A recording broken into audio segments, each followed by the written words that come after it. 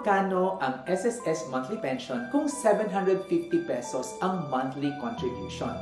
120 to 239 contributions is 3,000 monthly pension. 240 to 299 contributions is 3,300 to 3,792. 300 to 359 contributions is 3,800 to 4,292. 360 to 419 contributions is 4,300 to 4,792.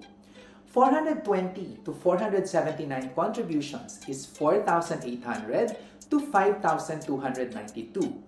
480 to 540 contributions is 5,300 to 5,800 monthly pension. May tanong tungkol sa SSS? Isulat sa comment section.